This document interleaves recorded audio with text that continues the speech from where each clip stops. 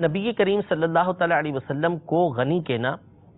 تو اس کا معنی امام غزالی رحمۃ اللہ تعالیٰ علیہ یہ بیان فرماتے ہیں کہ وَمَعْنَاهُ فِي الْخَلْقِ الَّذِي لَا حَاجَةَ لَهُ إِلَّا إِلَى اللَّهِ تَعَالَى، یعنی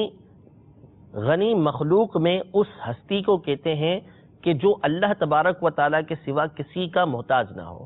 صرف اور صرف اللہ تبارک و تعالیٰ کا محتاج ہو، تو ایسی ہستی کو جو ہے وہ غنی کہا جاتا ہے۔ یقیناً نبی کریم صلی اللہ تعالیٰ علیہ وسلم کی ذات گرامی ایسی ہی تھی، چنانچہ علامہ سیوطی رحمۃ اللہ تعالیٰ فرماتے ہیں کہ وہ کذالک کان صلی اللہ تعالیٰ علیہ وآلہ وسلم، یقیناً نبی کریم صلی اللہ علیہ وسلم ایسے ہی تھے کہ آپ اللہ تبارک و تعالیٰ کے سوا کسی کے محتاج نہیں تھے۔ مخلوق جو ہے وہ اللہ تبارک و تعالیٰ کی محتاج ہے، نبی کریم صلی اللہ تعالیٰ علیہ وسلم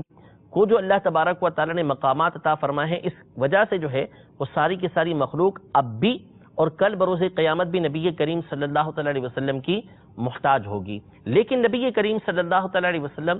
سوائے اللہ تبارک و تعالیٰ کی کسی اور کے محتاج یہ نہیں ہیں۔